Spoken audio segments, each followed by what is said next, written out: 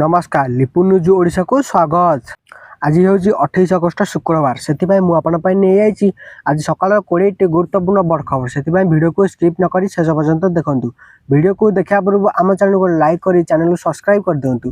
Channel को der न कर वीडियो पर नजर पकाइबा। प्रथम खबर आज सुभद्रा योजना पंचमतम किस्ती प्रदान कर 10टा सुधा।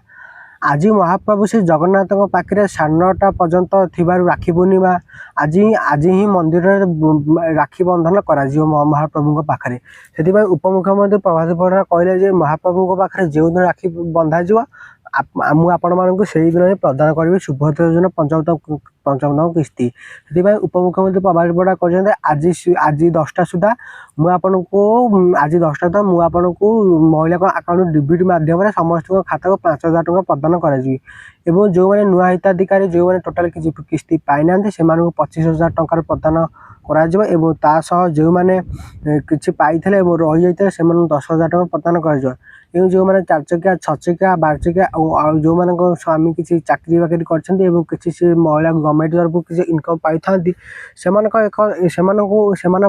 एथरक सुभद्रा योजना लिस्ट कटि दि जाए जो मैंने 4 चकिया 6 चकिया गाड़ी रखते पाइबे ना।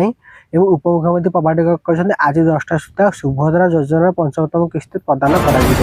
परवर्ती खबर डीसीपी एपटे इस्तीफा ग्रहण कले राज्य सरकार। ओडिशा सरकार को भुवनेश्वर डीसीपी जगमोहन मीना इस्तीफा को ग्रहण कर फल 2013 बैच आईसीआईसी अधिकारी पदर अव्याहत नहीं पारि।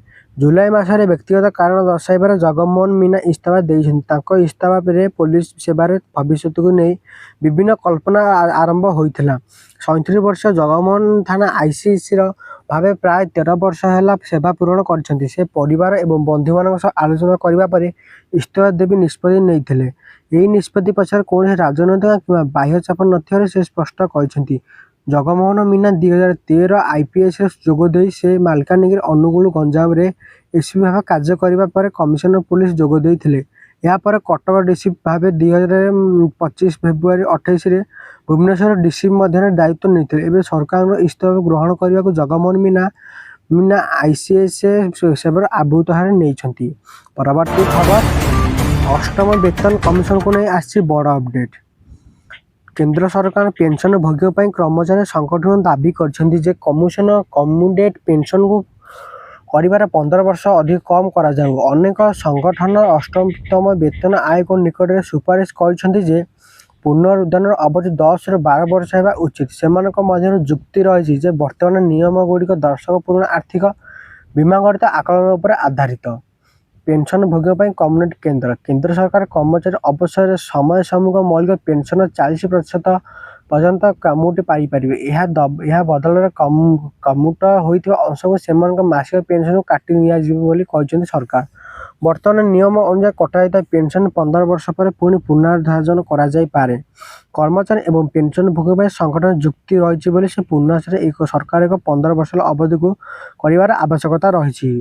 परवर्ती खबर आपण घर सोलर पैनल लगेगा चाहते कि पीएम सूर्यघर योजना नुआ नियम सब्सिडी पूर्ण होगा पड़ो सत्वे पीएम सूर्यघर मुक्त बिजुली योजना पीएम योजना रे आगामी बड़ परिवर्तन हो पारे। एणिकी केवल घर छात उपर केतक क्षमता सोलर पैनल लगा जाउची आधारित सब्सिडी नदे सोलर सिस्टम को प्रकृत केते बिजुली उत्पादन होउची सिस्टम केते समय रहउची भाव कौन काम कर गुरुत्व दि जाए पारे। तेबे यही परिवर्तन एवं प्रस्ताव स्तर रही नुआ नियम आसा पर ही स्पष्ट हो। वर्तमान घर छात सोलर सिस्टम लगाइबा मिलुथिबा आर्थिक सहायता मुख्यतः सोलर सिस्टम क्षमता सह जड़ित किंतु प्रस्तावित नुआ मॉडल बिजुली उत्पादन रक्षाबेक्षण बैटेरी स्टोरेज गुड़ को दि जाउथिबा बेले सेवा भली विषय को गुरुत्व मिल पारे।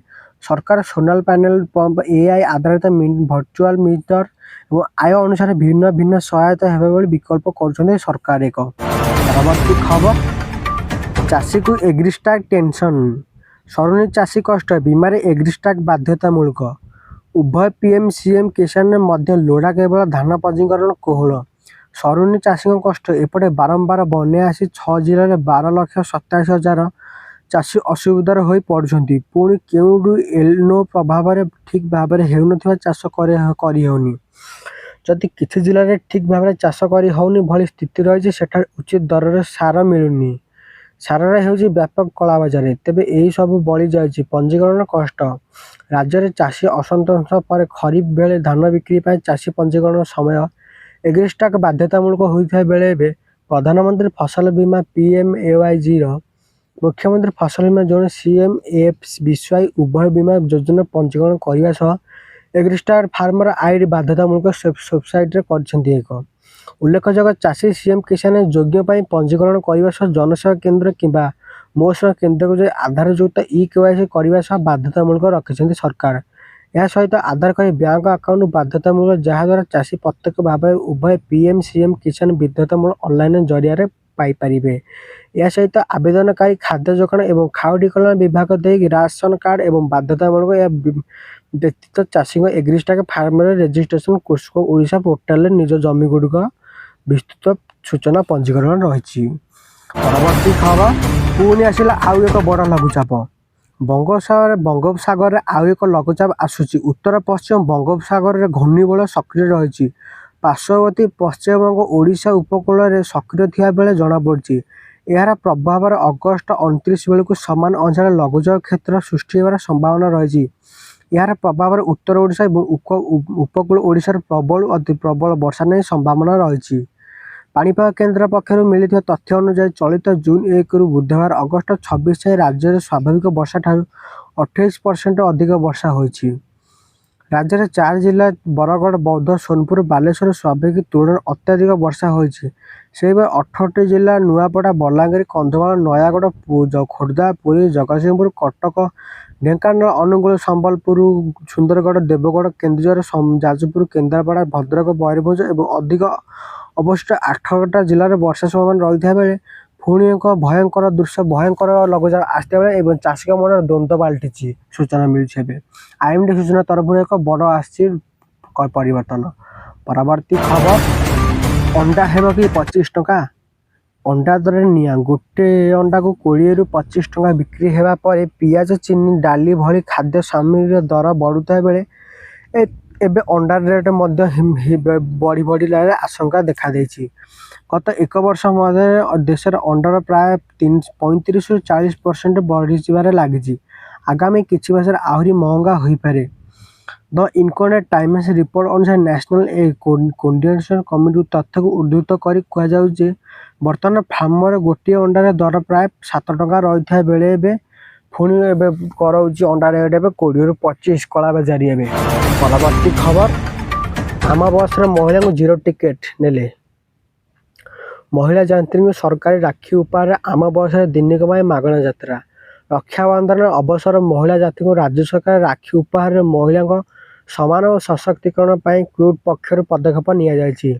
ରାକ୍ଷୀ ପୂର୍ଣ୍ଣିମା ଅବସରରେ ଆମ ବସ୍ର ମହିଳାମାନେ ଗୋଟିଏ ଦିନ ପାଇଁ ମାଗଣା ଓ ସୁରକ୍ଷିତ ଯାତ୍ରା କରୁଛନ୍ତି।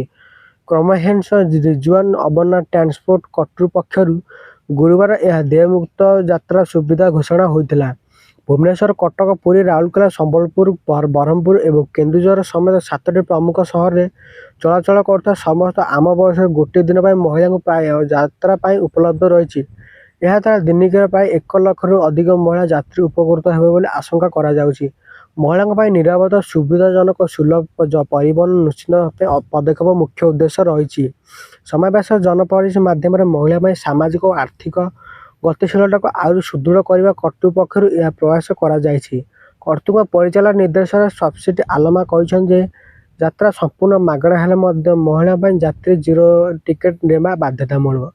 ଏଥିସହ ସମସ୍ତ ଯାତ୍ରୀଙ୍କ ପାଇଁ କର୍ମଚାରୀଙ୍କ ସହ ଉତ୍ତମ ବ୍ୟବହାର ପ୍ରଦର୍ଶନ କରିବାକୁ କର୍ତ୍ତୃପକ୍ଷଙ୍କୁ ଅନୁରୋଧ କରାଯାଇଛି। ପରବର୍ତ୍ତୀ ଖବର, 2 ଘଣ୍ଟାରୁ ଅଧିକ ଚଲାଇ ପାରିବେନି ଫେସବୁକ୍ ବା ଇନଷ୍ଟାଗ୍ରାମ। ଆହୁରି କଠୋର ହେଲା ସୋସିଆଲ ମିଡ଼ିଆ। ଏଣିକି 2 ଘଣ୍ଟାରୁ ଅଧିକ ସମୟ ପାରିବେନି ଫେସବୁକ୍ ବା ଇନଷ୍ଟାଗ୍ରାମ। ସୋସିଆଲ ମିଡ଼ିଆରେ ଦୁନିଆରେ ଏବେ ପିଲାମାନଙ୍କ ପାଇଁ ଫେସବୁକ୍ ଏବଂ ଇନଷ୍ଟାଗ୍ରାମ ବ୍ୟବହାର ପୂର୍ବ ଭଳି ରହିବା ନାହିଁ। ମୋଟ ଉପରେ ପିଲା ଏବଂ କିଶୋରମାନଙ୍କୁ ସୋସିଆଲ ମିଡ଼ିଆ ଅବହତ କରୁଥିବା ଫିଚର୍ସ ବ୍ୟବହାର କରିବାର ଅଭିଯୋଗ ରହିଆସିଛି। ଏହି ମାମଲାରେ କମ୍ପାନୀ ଆମେରିକାର ଏକ ବଡ଼ ବୁଝାମଣା ଉପରେ ସହମତି ପ୍ରକାଶ କରିଛି, ଯାହା ଅଧୀନରେ ମୋଟା ପ୍ରାୟ $17 ବିଲିୟନ ପର୍ଯ୍ୟନ୍ତ ପୈଠ କରିପାରେ। ଏହା ସହିତ କମ୍ପାନୀ ନିଜର ପ୍ଲାଟଫର୍ମରେ ନାବାଳିକ ୟୁଜର୍ସଙ୍କ ପାଇଁ ଅନେକ ବଡ଼ ପରିବର୍ତ୍ତନ ଆଣିବାକୁ ଯାଉଛି, ଏହି ନୂତନ ଯୋଜନା 18 ବର୍ଷରୁ କମ୍ ବୟସ ୟୁଜରଙ୍କ ପାଇଁ ଦୈନନ୍ଦିନ ବ୍ୟବହାର ଲିମିଟ୍ ହୋଇପାରେ। ରାତିରେ ଆପ୍ସ ଆକ୍ସନ ବନ୍ଦ କରିବା ସହ ସ୍କୁଲ ସମୟରେ ନୋଟିଫିକେସନ୍ ମ୍ୟୁଟ୍ କରିବା ଭଳି ପରିବର୍ତ୍ତନ ସାମିଲ ରହିଛି। ଭଏସ୍ ଯାଞ୍ଚ ଏବଂ ପ୍ୟାରେଣ୍ଟାଲ୍ କଣ୍ଟ୍ରୋଲ ନେଇ ଅଧିକ ମଜବୁତ କରିବା ସହ ତେବେ ଏହି ବୁଝାମଣା କୌଣସି ଭୁଲ ଆଇନଗତ ଦାୟିତ୍ୱ ସ୍ୱୀକାର କରା ନାହିଁ। ପିଲାମାନଙ୍କ ଅନଲାଇନ୍ ସୁରକ୍ଷା ପାଇଁ ଏବେ ବଡ଼ ପଦକ୍ଷେପ ନେଇଛନ୍ତି ସରକାର। ପରବର୍ତ୍ତୀ ଖବର, ଗଞ୍ଜାମ ଯିବେ ମୁଖ୍ୟମନ୍ତ୍ରୀ। ଆଜି ଦିନିକିଆ ଗଞ୍ଜାମ ସ୍ତରରେ ଯିବେ ମୁଖ୍ୟମନ୍ତ୍ରୀ। ଧବଳେଶ୍ୱରଙ୍କ ପୀଠରେ ଦର୍ଶନ କରି ପୂଜାର୍ଚ୍ଚନା କରିବେ। କର୍ତ୍ତୃପକ୍ଷ ବିସ୍ତାର ପାଇଁ ବାଣ୍ଟିବେ। ଆଜି ଗଞ୍ଜାମ ଗସ୍ତରେ ଯିବେ ମୁଖ୍ୟମନ୍ତ୍ରୀ ମୋହନ ଚରଣ ମାଝୀ। ସକାଳ 10:45ରେ ଆର୍ମିଏଡ୍ କଲେଜରେ ହେଲିପ୍ୟାଡ୍ରେ ଓହ୍ଲାଇବା ପରେ ସେ କାର୍ରେ ଧବଳେଶ୍ୱର ପୀଠକୁ ଯାଇ ଦର୍ଶନ ଓ ପୂଜାର୍ଚ୍ଚନା କରିବେ। ପୂର୍ବାହ୍ନ 11ଟାରେ ସଭାସ୍ଥଳକୁ ଯିବାର କାର୍ଯ୍ୟକ୍ରମ ରହିଛି। ନୂଆ ଗୋଳାବନ୍ଦା ବିସ୍ତାରିତ 1371 ପରିବାର କର୍ତ୍ତୃପକ୍ଷରେ ନିୟମିତ ଓଡ଼ିଆଙ୍କ ପାଇଁ କଲ୍ୟାଣକୁ ସ୍ଥାୟୀ ହେବ ରହିଛି। ପରବର୍ତ୍ତୀ ଖବର, ଆପଣ ବିଜନେସ୍ କରିବାକୁ ଚାହୁଁଛନ୍ତି କି? ସରକାରଙ୍କ ପକ୍ଷରୁ ଆସିଛି ବଡ଼ ନୋଟିଫିକେସନ୍। ମିଳିବ 10 ଲକ୍ଷ ଟଙ୍କାର ଏବେ ସବସିଡି। ଯୁବକ ଏବଂ ଯୁବତୀଙ୍କ ପାଇଁ ଆସିଛି ବଡ଼ ସୁଯୋଗ। ସରକାର ଦେବେ ବଡ଼ ଉପହାର ଏବେ 20 ଲକ୍ଷ ଟଙ୍କା। ନିଜର ବ୍ୟବସାୟକୁ ଆରମ୍ଭ କରି ଚାହୁଁଥିବା ଯୁବକ ଓ ଯୁବତୀ ଛୋଟ ବ୍ୟବସାୟଙ୍କ ପାଇଁ କେନ୍ଦ୍ର ସରକାର ପ୍ରଧାନମନ୍ତ୍ରୀ ମୁଦ୍ରା ଯୋଜନା ଏକ ଗୁରୁତ୍ୱପୂର୍ଣ୍ଣ ଋଣ ରଖିଛନ୍ତି। ଏହି ଯୋଜନା ବ୍ୟବସାୟ ଆରମ୍ଭ କିମ୍ବା ଚାହୁଁଥିବା ବ୍ୟବସାୟର ସମ୍ପ୍ରସାରଣ ପାଇଁ 20 ଲକ୍ଷ ଟଙ୍କା ପର୍ଯ୍ୟନ୍ତ ଋଣ ମିଳିପାରେ। ବିଶେଷତା ହେଉଛି ଯୋଗ୍ୟ ଋଣ ପାଇଁ ସାଧାରଣ କୌଣସି ଜମାନତ କିମ୍ବା କୋଲ୍ୟାଟରାଲ୍ ଆବଶ୍ୟକ ହୁଏ ନାହିଁ ଏବଂ ତା ସହ ମୁଦ୍ରା ଯୋଜନାରେ ଋଣ ଦିଆଯାଏ। ଶିଶୁମାନଙ୍କ ପାଇଁ 50,000 ଟଙ୍କାର ପର୍ଯ୍ୟନ୍ତ ରହିଛି।